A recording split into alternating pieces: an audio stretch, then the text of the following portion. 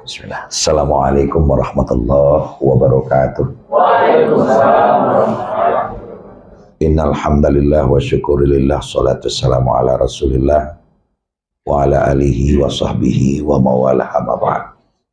Yang kita sangat hormati, kita banggakan Ibu pimpinan kita, Bu Fitri Bahreni, tentu bersama-sama dengan segenap unsur pimpinan, dan tentu yang saya muliakan adalah seluruh teman-teman dan sahabat-sahabat sekalian yang berhadir pada kesempatan ini, dimuliakan oleh Allah. Kita awali dengan menjadikan puji dan syukur kehadirat Allah SWT. Setidaknya ada dua syukur kita. Syukur yang pertama, kita sehat, sehingga dengan sehat itu kita bisa duduk di sini, bisa mendengarkan, walaupun Pak Campeng belum hadir. Ya, belum hadir itu sebabnya satu saja, karena belum datang, itu aja. Coba kalau datang ada hadir, tidak apa-apa. Itu yang pertama. Kemudian yang kedua yang kita syukuri itu adalah kita sekarang berada dalam satu majelis. Nah, dalam kajian agama kita itu khairul liqa fil majlis. Sebaik-baik pertemuan adalah bertemu di dalam majelis ilmu. Bertemu dengan majelis ilmu. Nah, sekarang kita adalah berada pada majelis ilmu. Man kharaja fi talabil ilmi fahuwa fi sabilillahi hatta yarja'. Siapa yang menghadiri majelis ilmu, itu Allah menilai yang bersangkutan sama dengan fi sabilillah. Sama dengan orang yang sedang berjuang menegakkan agama Allah sampai selesai. Jadi selama saya memberikan tausiah nanti, kalau ada yang meninggal itu syahid. Nah, kalau yang meninggal syahid. Nah, syahid itu tantangannya adalah masuk ke dalam surga. Kan mau syahid kan? Berarti mau meninggalkan gitu. Nah, nanti aja lah ya, jangan sekarang gitu. Nanti aja. Kemudian kita bermohon kepada Allah kiranya salawat dan salam disampaikan kepada Nabi kita Muhammad sallallahu alaihi wasallam.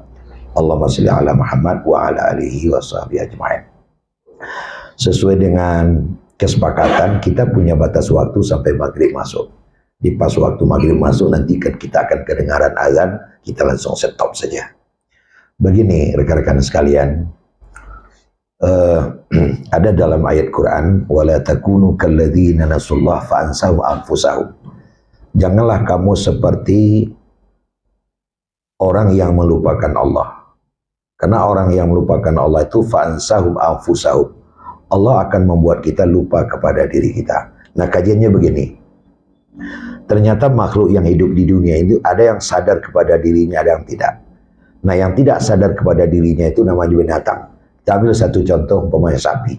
Sapi itu kalau ditanyakan ke dia, siapa kamu? Dia nggak ngerti kalau dia itu adalah sapi. Nggak tahu dia. Bahwa dia sapi, dijadikan oleh sang pencipta, dia nggak sadar itu. Kalaulah kuda, sapi, kerbau itu dia sadar bahwa dia adalah kerbau, bahwa dia adalah sapi, barangkali nggak bisa diperintah atau dipergunakan oleh manusia sedemikian rupa. Jadi untung saja sapi, kerbau, kambing dia tidak sadar bahwa dia adalah binatang. Nah, tapi kalau manusia, kita sadar betul bahwa kita adalah manusia. Nah, berangkat dari kesadaran itu, kita akan mengkaji diri kita. Nah, ternyata kita itu adalah khuliqul insanu dha'ifa. Kita dijadikan oleh sang pencipta makhluk yang sangat lemah. Walaupun sesungguhnya manusia itu adalah inni ja'ilun fil ardi khalifah. Kita adalah penguasa. Jadi ada dua sisi dalam kehidupan manusia. Dia adalah paling lemah, tapi dia adalah paling kuat. Nah, sekarang kita masuk dulu kepada yang paling lemah. Kenapa kita dikatakan paling lemah? Karena kita nggak bisa berdiri sendiri. Siapapun kita, apapun profesi kita, dimanapun kita berada, kita pasti butuh orang lain. Tapi kalau makhluk lain kuat daripada kita. Itu kerbau baru lahir bisa langsung berdiri. Sapi lahir langsung berdiri. Tapi manusia lahir sekian lama tergantung kepada induknya. Sehingga kita lemah. Dalam hidup juga demikian. Bahkan di sisi ini, nah kita tahu kan ada laba-laba, laba-laba. Itu laba-laba kalau kepingin buat rumah nggak pernah beli kawat ke pasar. Dia bisa buat kawat sendiri. Dia rakit kawatnya sendiri, kemudian ruko. Rumah langsung tempat untuk berusaha. Siapa yang datang langsung melekat dan jadi bahan makanan. Manusia mana bisa begitu? Bahkan manusia makin tinggi status sosialnya, itu makin butuh sama orang lain. Setahu saya Pak Jokowi bisa nyetir. Tapi mungkinkah Pak Jokowi itu nyetir sendiri? Pak Kemenak barang panjangnya ada sopir ke sini. Bayangkan itu. Di makin tinggi status sosial kita makin butuh sama orang lain. Betul tidak? Kita makin butuh sama orang lain. Jadi sebenarnya kita adalah makhluk yang lemah. Kenapa lemah? Karena kita nggak bisa hidup kalau hanya sendiri. Nah, oleh karena kita adalah lemah, nggak bisa hidup sendiri, bagaimana? Maka orang yang paling sukses itu adalah orang paling banyak temannya. Itu yang paling sukses. Lalu kata kita balikkan, orang yang paling gagal kalau temannya nggak ada. Jadi orang yang paling sukses pasti orang banyak teman. Umpamanya 2024 kita pilkada, itu yang banyak teman, kemungkinan besar bisa menang. Tapi kalau nggak ada teman ya paling suaranya, peroleh suaranya 7 ya istrinya, maknya, paknya, anaknya, adiknya, itu aja. Jadi makin banyak teman, makin kita sukses. Maka bank kita di sini demikian, makin banyak teman kita, makin sukses kita. Nah sekarang permasalahannya adalah bagaimana caranya untuk memperbanyak teman. Nah untuk memperbanyak teman modalnya sedikit saja, silaturahim. Nah kita akan kejar ke sini karena kita halal bihalal kan. Jadi modal untuk memperbanyak teman adalah silaturahim. Saya akan sampaikan apa itu silaturahim. Kan ngomongnya gampang itu. Silaturahim, silaturahmi, ada juga yang bilang silaturahim. Tapi makna betulnya apa? Itu ada dua kalimat, silah dan rahim. Sila itu bahasa Arab, arti bahasa kita adalah jembatan. Nah, saya akan berikan contoh kayak begini. Ada dua tempat, tempat A, tempat B. Tempat A, tempat B dipisahkan oleh satu sungai yang sangat besar. Sehingga selama sungai itu ada, sejak kampung itu ada, nggak pernah saling mengunjungi. Kenapa? Karena dibatas oleh sungai besar. Nggak kenal, nggak pernah mengunjungi, ya nggak bisa. Nah, sekarang dibuat sila, dibuat jembatan. Nah, mulai semenjak jembatan itu siap dibangun, apa yang terjadi? Mereka secara berbalik saling mengunjungi. Sehingga apa yang ada di sebelah kampung A bisa dibawa kepada kampung B. Kalau di kampung sebelah itu ada padi, ada beras, dibawa ke B. Kalau di sebelah lagi ada garam, dibawa. Sehingga sama-sama makan garam dan beras. Kapan bisa itu berlaku? Mulai semenjak adanya silah, hubungan. Nah, sekarang di dalam hidup itu yang paling penting. Kenapa Bu Reni gampang saja nelpon saya? Karena sudah terbangun silah, hubungan. Coba kalau hubungan belum terbangun, seganlah namanya, takutlah mana, malulah. Enggak mungkinlah saya takut, enggak mungkinlah saya malu. Kenapa? Silah belum terbangun. Nah, bagaimana caranya untuk membangun silah ini? Pertemuan. Makin sering bertemu, makin kental itu persahabatan. Makin kental persahabatan, sekat-sekat makin hilang. Dan itulah kunci kesuksesan. Jadinya apa? Familiar, bergaul. Oke, itu silah. Kemudian yang kedua, rahim. Rahim itu ada dua makna. Rahim yang pertama artinya sakit hendak melahirkan. Makna yang kedua rahim itu adalah rahim perempuan itu sendiri. Kita akan coba jelaskan satu persatu. Rahim dalam artian sakit hendak melahirkan. Itu modal dasar untuk bergaul. Apalagi kita di sini. Saya tahu betul kita menjual sesuatu di sini. Menjual apa? Menjual layanan. Bagaimana layanan itu dijual? Tapi harganya harus murah. Murah, rendah, tinggi itu bukan nilai nominal uangnya, tapi adalah hati. Kalau dia ingin berapapun mahalnya dia akan beli. Kan seperti itu. Betapa banyak itu lembaga pendidikan yang mahal tapi orang banyak masuk. Yang harganya sedikit saja orang nggak mau masuk. Karena masalah pelayanan itu adalah barang yang sangat tinggi nilainya. Orang tidak akan menang nominal berapa harganya. Nah, kita kembalikan. Rahim arti pertamanya adalah sakit hendak melahirkan. Begini. Ini yang sudah beranak tahu betul ini. Yang sudah pernah melahirkan tahu betul. Ini udah berapa kali melahirkan? 3 kali. Nah, nanti saya tebak. Belum ada seorang istri pun yang melahirkan tanpa menangis. Menjerit. Bahkan manggil Pak, manggil Mak. Betul tidak? Bukan main. Sakitnya bukan main. Ibu-ibu akan cepat lebih paham itu. Al-Quran mengakui wahnan ala wahnin. Sakitnya di atas kesakitan. Susah di atas kesusahan. Nggak ada kali susah setelah itu. Rata-rata istri bilang di waktu melahirkan pertama, dah kalau ikut nak taluk dah. Walaupun lahir lo 3 sudah itu. Sakit tak? Sakit. Tapi apa yang terjadi? Seketika sang anak sudah sampai di dunia, sakitnya hilang. Hilang lenyap begitu saja. Dan bertukar dengan sesuatu yang sangat di luar dugaan. Saya rasa sayang dan cinta sama anak. Dia cumbu anaknya, dia cium anaknya, dia syukuri anaknya lahir dengan sehat. Rasa sakit lenyap entah kemana. Belum ada perempuan yang melahirkan anak, pas anak nyampe di luar dimarahin. Gara-gara kau, nggak ada itu. Ada lah? Nggak ada itu. Tapi malah dia sayang. Itu arti rahim yang pertama. Itu adalah modal dasar untuk bergaul.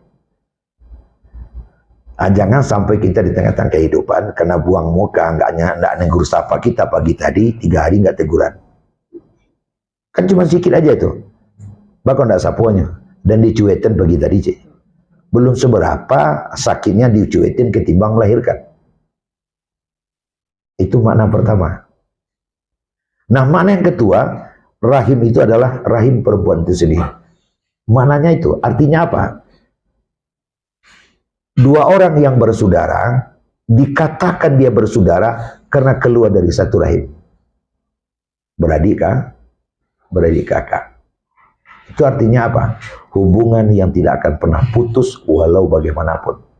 Walaupun adik bilang sama kakak, wah mulai kini tidak kakak deh. Ya nggak bisa lah. Kenapa nggak bisa? Sampai keluar cie. Nggak bisa diputus itu. Kartu keluarganya dia buat adik kakak. Taruhlah kartu keluarga bisa dirubah. Tapi yang sesungguhnya keluar dari satu rahim, ya nggak bisa. Jadi sebuah hubungan yang tidak akan pernah putus. Itu makna silaturahim. Nah sekarang, kalau silaturahim itu adalah hubungan beradik kakak, sekarang agama memerintahkan kepada kita, silaturahim itu dirakit sesama muslim. Innamal mu'minuna ikhwah. Orang mukmin itu bersaudara. Kita tidak berhubungan darah. Anggaplah yang tidak berhubungan darah itu seperti beradik kakak. Itu makna silaturahim. Dia wak kakak untuk sekantua kau kan tak cerang gaya. Karena senasib seperjuangan, anggap saudara kita. Nah, kalau kita sudah menganggap saudara kita, la yu'minu ahadukum hatta yuhibba li akhi kama yuhibbu li nafsihi. Dikatakan orang itu bersempurna imannya kalau dia sudah menganggap saudaranya seperti dia menganggap dirinya. Kalau dia sudah memikirkan saudaranya sebagaimana dia memikirkan dirinya. Nah, itu intinya silaturahim tadi. Nah, rekan-rekan sekalian, begini. Kalau silaturahim itu sudah terbangun, biasanya sekat nggak ada lagi. Kita minum di kedai, traktir teman. Orang yang mentraktir itu sedih atau gembira? Senang atau tidak senang? Senang. Jadi kalau ada yang datang kemudian kita traktir sampai 300, 500, bahkan sampai 1 juta, tapi kita puas. Kan rugi ya waktu sebenarnya. Tapi kok puas? Senang kita melepas dia berangkat ke Bengkulu, berangkat ke Pekanbaru, senang. Padahal kita yang traktir. Kenapa kita puas? Itulah makna silaturahim. Nah sekarang yang kita tanyakan adalah apa yang merusak silaturahim? Yang merusak silaturahim itu adalah dosa. Dan kita tidak akan pernah luput dari dosa. Karena manusia itu dikatakan manusia karena dia pelupa. Dan lupa itu menghasilkan dosa. Banyak dosa kita. Tapi dosa itu yang banyak dosa kecil. Imam Syafi'i menyebutkan adalah dosa-dosa anggota. Itsmul a'dha, dosa-dosa anggota, dosa mata, dosa telinga, dosa tangan, dosa kaki. Kapan mata itu berdosa? Melihat yang terlarang. Kapan telinga berdosa? Mendengar yang terlarang. Itu dosa-dosa kecil. Kalau dosa-dosa besar nyaris nggak kita buat lah. Kan nggak pernah membunuh. Kan nggak pernah berzina kita, minuman keras kita, nggak pernah makan riba kita, nggak pernah makan harta anak yatim. Jadi kalau dosa besar jaranglah orang melakukan. Tapi kalau dosa kecil nyaris. Ada orang pakaiannya agak bagus, dia lewat di depan kita, hati kita bilang, lah itu yang memang nggak le kecewa. Itu sih yang memang nggak le. Kita dosa itu, tapi dosa kecil. Dosa kecil. Tidak kali cali sekali kau nampak baru. Dicali kau tidak boleh. Cali semua itu salah. Dosa lu sekecil. Tapi dosa kecil. Nah, banyak itu dosa-dosa kecil yang kita lakukan dalam kehidupan sehari-hari. Dipanggil dua kali nggak kita sahut. Kenapa nih? Dosa listrik. Itu juga namanya dosa pergaulan yang terjadi di antara kita. Nah, dosa itu akan merusak silaturahim. Nah, sekarang ada undang-undang tidak tertulis. Saya akan baca awalnya, sambung akhirnya. Sambung ya, pasti bisa nyambung. Sianan majak minum, dia sambung. Dia sambungnya. Nyoba iya. Itu sambungnya. Tahu dia. Siapa yang majak minum, nyoba iya. Kan bagus itu, tadi sudah saya bilang. Tapi itu terjadi hendaknya saling. Tahadau dalam bahasa agamanya. Kalau hari ini kita diajak minum, otak kita pikir, kapan saya bisa ngajak dia? Kan begitu. Maunya kan begitu. Tapi Bu ini ada orang, lah 30-nya nih yang saya. Nih yang saya. Ada enggak? Ada. Ada, lah 30-nya nih yang saya. Karena sudah 3-0 nggak ada balasan, orang bilang, jangan bawanya yang madang aja. Dosa juga kita. Kan biasa itu. Padahal kita di tengah-tengah kehidupan, kuncinya ya dua saja. Pertama, zur ila baiti, yang kedua, tahadau. Untuk memperdekat silaturahim, kunjungi rumahnya. Kemudian, saling memberi hadiah. Teman kalau mau datang ke rumah kita, nyinjak janjang awak, tapi berdua tidak janjang naik ke rumah awak, yang diletakkannya makan, menandakan yang bersangkutan sudah dekat dengan kita. Kamu kalau lu makan, kau lupa ini deh. Nanti lagi kawan. Tapi kalau dia main ke rumah kita, apa yang letakkan tidak dimakan, ayam nggak diminum, kue nggak dimakan, apalagi nasi, tetapi kena tubuh tuh. Pasti jarak dari kita. Kan kita bilang sama yang datang, anggap rumah sendiri. Kita jumpain teman-teman yang kayak begitu. Ke rumah kita, udah biasa saja. Menandakan dia dekat. Jadi mengunjungi rumah teman, itu adalah ibadah. Itu adalah menjalin silaturahim. Anaknya kan dekat sama kita, keluarganya dekat sama kita, dan sebaliknya. Terjalin sebuah komunitas. Nah, bagi kita yang datang ke rumah teman, kita tahu betul, kita sebagai tuan rumah, fal yukrim dhaifah. Menghormati tamu. Arba'atu al-ajalatu minasyaiton ila fi arba'ati mawadi'. 4 tergesa-gesa itu adalah perbuatan setan kecuali 4 tempat. Harus tergesa. Jadi tergesa-gesa itu perbuatan setan. Karena kerjaan kalau tergesa nggak selesai. Berjalan tergesa-gesa tata ruang.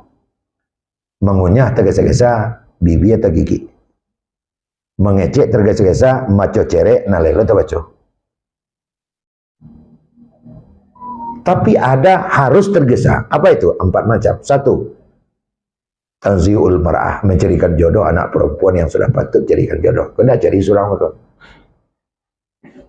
Cari surang ya yang leceh.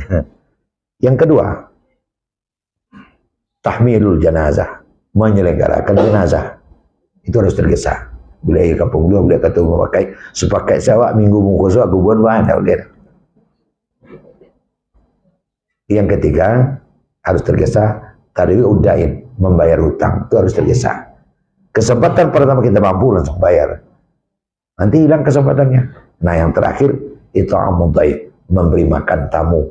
Makanya Bu Reni saya baru datang airnya langsung ada makan setelah ini. Ada, alhamdulillah. Jadi memberi makan tamu. Jadi kalau ada tamu ke rumah kita, langsung airnya, langsung nasinya. Kalau semestinya patut dikasih air, kasih air. Kalau udah makan, kasih makan. Sesuai dengan time-nya lah. Sesuai dengan saatnya. Jadi tanya lagi nya.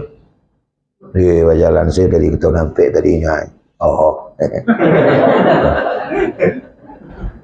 Seorang saya nak ojek waktu nak dua kawan numpang nak lalu jalan saja. Kami minum. Dah air lu dari. Jangan ditanya letakkan. Mau diminum apa enggak, itu nomor yang ke-37 itu. Itu tugas kita sebagai tuan rumah. Takkan. Nah, oleh karena meletakkan makanan ataupun apapun yang disuguhkan kewajiban di rumah, kita sebagai tamu ya tahu diri. Kalau minum yang dikasih harus habis. Jadi kalau minum dia orang harus habis. Apalagi teh talua. Mudah teh talua. Teh talua itu harus habis.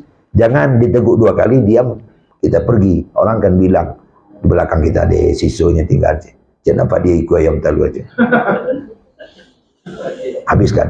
Tapi kalau makanan yang dikasih jangan dihabiskan. Sambal sampai macam nasi campur, sayur pucuk paranci sebiriang, sambal labu talu puyuh terus biriang. Silakan makan nak bodoh ni. Amaklah makan salah surang. Setengah jam dia balik habis semua. Habis semua. Sampai hilang sayur termasuk saku mungkin. Sepeninggal kita dia bilang salah saya. Saya pikir yang disuruh mampir orang ternyata kebau katanya. Nah, jangan dihabiskan. Nah, itu etikanya. Tapi poinnya apa? Poinnya adalah kalau orang mau naik ke rumah kita, dia dekat ke kita. Betul tidak? Awak mau lalu rumah kawan, kalau lah dakik kawan. Baru awak mau lalu. Kalau lu dakik orang mau kau atau kalau dia biarnya apa? Kan seperti itu. Nah, itu yang pertama kuncinya. Makanya kita setempat kerja saling ngunjungin. Saya ke sini karena udah dekat sama Bu Reni, gitu aja. Kalian aja nggak tahu. Nah, kan gitu. Nah, maka saya ke sini. Apa yang menyebabkan kita ke sini? Ada kedekatan begitu. Itu yang pertama. Kemudian yang kedua tadi saya bilang tahadab, saling memberi hadiah. Contohnya minum tadi itu. Itu saling itu wajib. Kalau kita kembali dari Pekanbaru kasih nanas.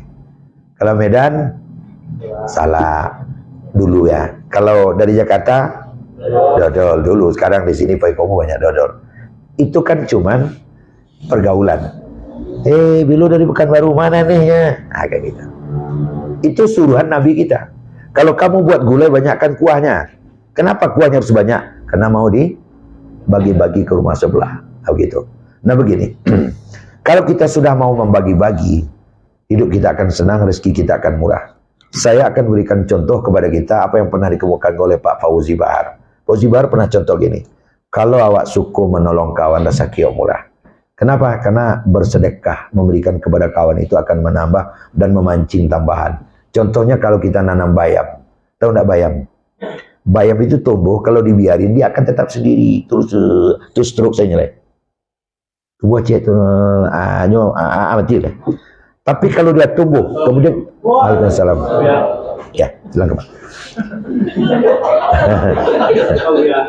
Ya, enggak apa-apa, silakan. Ya. Bukan Bapak yang terlambat, saya yang dulu gitu aja. Ya. Ya. Jadi kita teruskan. Jadi begini, kalau dibiarkan itu bayam, dia terus tinggi terus dia akan. Tapi kalau dipatah dia akan tunas 2. Tunas dipatah lagi jadi 4. Dipatah lagi jadi 8. Dipatah lagi jadi 16. Dipatah lagi jadi 32. Akhirnya dari Cierum pun bisa sampai Kalisayur. Dengan syarat apa? Dipatah. Itulah kita berbagi. Tapi kalau tidak dipatah, ada sayur sudah terbaik. Maka makin berbagi itu makin senang. Itu namanya sebuah pergaulan. Itu namanya sebuah sosialitas kehidupan kita sehari-hari. Dan kita lihat agaknya seperti itu. Nabi, para sahabat mencontohkan ke kita seperti demikian. Saya akan ceritakan kepada kita apa yang pernah dilakukan oleh Ali bin Abi Thalib. Ali itu istrinya sedang hamil. Ada kerjaan, jam 2 malam baru pulang. Nyampe di rumah istri belum tidur. Bang katanya, dia panggil bang juga. Beliin saya korma muda. Di jam 2 malam loh, ada kamar pribadi. Seupiah aduh saja. Akhirnya dia keluar, dia jalan ke Mandok Pari, ke Mandok Kaki dengan harapan tuntung korma mudanya dapat. Dia terus jalan. Ternyata nyampe di suatu tempat ada tanah ya, ada kayu, kemudian ada orang yang sedang duduk kayak begini. Di depannya ada korma. Ternyata orang jualan korma. Mungkin malaikat juga barangkali. Dijagonya, Jo, ini orang Pariaman. Ya, Jo. Cuma kampung tadi. Halo. Jo. Ali, Tuan Ali, ada apa? Ini korma mau jual ini. Iya Tuan Ali, kau ambilkan 3 potong, 3 tangkai yang muda itu. Dia ambil 3 tangkai, bayar 3 dinar, dia pulang. Ini istrinya ada menunggu di rumah. Alhamdulillah. Ternyata 1 kilo berjalan dari tempat itu, di dalam bandar itu ada orang, Tuhan enggak? Diangkat tangannya sebelah. Udah 5 hari nggak makan, dikasih 1 tangkai. Tinggal berapa lagi? Tinggal 2. Dia jalan 1 kilo, ada yang di dalam bandar, naikkan tangan keduanya. Udah 10 hari nggak makan. 1 hari makan, 5 hari nggak makan 1 tangkai. Apalagi 10 hari, kasih 1 lagi. Berapa tinggal? Tinggal 1. Alhamdulillah, untung yang 1 ini nyampe rumah. Fatimah udah menunggu. Ternyata itu di gerbang rumahnya, ada di dalam bandar.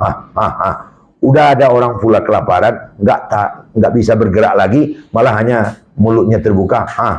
Ini barangkali udah berapa hari ini. Diambillah sangkai tadi, dimasukin ke mulutnya, Tiap masuk itu hilang, tiap masuk itu hilang, habis. Kan nggak jadi nyampe ke rumah itu. Nah nyampe di halaman, sementara istrinya udah benar-benar nampak dari kaca rumah. Ini bagaimana ini? Nyambillah asoy tadi, masukkan batu masuk asoy, kerikil itu. Dimasukkan kerikil masuk asoy, dia jenjing ke rumah. Tuan, mana ini? Ada kurma mudanya. Kau masukkan ke kulkas, kita tidur dulu, besok bagi kita makan. Ini dengan harapan, kalau istrinya udah tidur, dibeli lagi. Ternyata apa yang terjadi? Dibawa ke belakang, diambil piring, dibuang ke piring. Waduh, ini bisa kelahi. Ini bisa ribut sampai pagi ini. Tapi apa yang terjadi? Istrinya membawa kerikil itu ke depan, seluruh kerikil itu berubah jadi kurma muda. Jadi kurma muda. Jadi ahli pada bingung. Wah, kok gini? Ada apa Tuan? Ini kerikil tadi ini. Ini kerikil tadi. Iya, dimakan. Kurma muda. Begitulah Allah mengganti kalau orang itu tuh tulus. Cuman nasihat saya, jangan dicobakan. Nanti Pak Lizar apa udah saya coba, akhirnya kerikil nyampe saya deh. Dibuangnya ikut itu. Jadi itu salah satu contoh dan itu banyak kisahnya dalam Al-Quran. Jadi intinya apa? Poinnya apa? Sukses hanya terletak pada banyak teman. Apapun profesi kita, maka perbanyaklah teman di dalam kehidupan. Tidak boleh pandang bulu, kadang nak ketik nanti bodoh. Apapun dia, siapapun dia, jadikan teman. Onyo pakak, onyo lumpuh, onyo butuh, semuanya ditemankan. Pakak ada gunungnya dawa. Ada saya barah pelapeh dia. Saya utusan awak. Si pakak butuh, ada saya barang pambui lesuang, saya utusan awak. Butuh. Nanti kalau dia lumpuh kan nanti kan berat-berat kerjaan. Ada gunanya. Beko pergi camping, tiba di lokasi, saya mau nian barang. Saya siap menghunikan. Saya tidak akan kemana-mana. Kecil si lumpuh. Lumpuh itu aja. Ada gunanya semuanya. Oh dia bodoh, nggak bisa diajak. Dia bodoh, makan banyak loh. Aduh gunung si bodoh. Aku no bodoh. Suruh. Beli rokok dang. Ayo, dah. Lagi timur tu. Jangan sana nanti. Bisa dah beli rokok dah aja. Ada gunanya. Kau nak Pak Lizar suruh beli rokok mamu. Aduh rokok apa ya itunya. Jadi ada. Nan lumpuh paunya rumah, nan pakak pelape badia, nan butuh pabila suang, nan bodoh suruh. Nan jadi sampai batanya kan seperti itu. Artinya semuanya kita temanin. Pakak nanya kencik suara aja tuh. Suara orang pakak setengah ada orang. Cek suara aja. Semuanya temanin, jangan pilih-pilih kan seperti itu. Apa modal dasar kita untuk berteman supaya teman kita banyak? Pemurah. Mulai dari yang sekecil-kecilnya, murah senyum. Dan seperti itu. Ini senyum modal dasar kita di sini. Smiling. Jadilah kita menjadi orang yang gampang senyum. Karena senyum itu adalah identitas kenabian. Kau mau buduit saya? Mulai juga lalu sampai lalu mau buduit saya. Ini buduit. Kan gitu. Jadi senyum itu adalah modal dasar. Orang yang banyak teman pasti paling sukses di tengah-tengah kehidupan. Sesuai dengan janji kita, ya, anak-anak gadang bernama Fauzan, anak negatif bernama Sineti. Karena orang lazan, awak langsung berhenti. Kan seperti itu. Ia dari Sabak Selatan ke Lubuk Selasi. Cukup sekian, terima kasih. Jalan kedua menengkak-dongkak, jalan tiap mana hari. Tadi salam pembuka, kini salam penyundai. Banyak maaf. Assalamualaikum warahmatullahi wabarakatuh.